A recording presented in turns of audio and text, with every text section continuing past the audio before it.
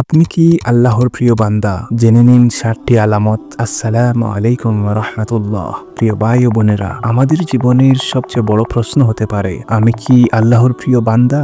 আজ আমরা জানব ইসলামের আলোকে এমন 7টি আলামতের কথা, যা দেখে বুঝতে পারবেন আপনি আল্লাহর কাছে কতটা প্রিয়।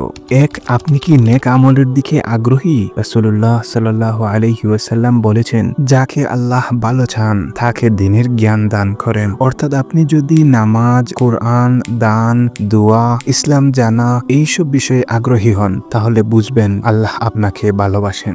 2. আপনি কি গুনাহের পর লজ্জিত হন? এক গুনাহ করে ফেললেন, সঙ্গে সঙ্গে মনে কষ্ট লাগলো, তওবা করলেন, এটাই প্রমাণ আপনি আল্লাহর দিকে ফিরতে চান। কোরআনে আল্লাহ বলেন, নিশ্চয়ই আল্লাহ তওবাকারীদেরকে পছন্দ করেন। 3. আপনি কি পরিপূর্ণ সালাত আদায় করেন? রাসূল সাল্লাল্লাহু আলাইহি ওয়াসাল্লাম বলেছেন, যে ব্যক্তি ফজরের ও আসরের নামাজ কায়েম রাখে সে জান্নাতে যাবে। যারা নিয়মিত খুশু সহকারে সালাত আদায় করেন, আল্লাহ তাদের ভালোবাসেন। 4. আপনি কি দুনিয়াকে নয় আখিরাতকে গুরুত্ব দেন? আপনি যদি জীবনের উদ্দেশ্য হিসেবে জান্নাত, আল্লাহর সন্তুষ্টি ও হালাল রিজিককেই অগ্রাধিকার দেন, তাহলে আপনি আল্লাহর প্রিয়দের মধ্যে পড়তে পারেন। তিরমিজি শরীফের বর্ণনা, যে আখিরাতকে গুরুত্ব দেয় আল্লাহ তার সব কিছু ঠিক করে দেন। 5. আপনার সময় কোথায় যায়? আল্লাহর প্রিয় বান্দারা সময় নষ্ট করেন না। তারা কোরআন তিলাওয়াত, জিকির, দোয়া, সদকা এসব কাজে সময় দেন। যারা আল্লাহকে বেশি স্মরণ করে, আল্লাহ তাদের জন্য মাগফিরাত ও বড় পুরস্কার রেখেছেন।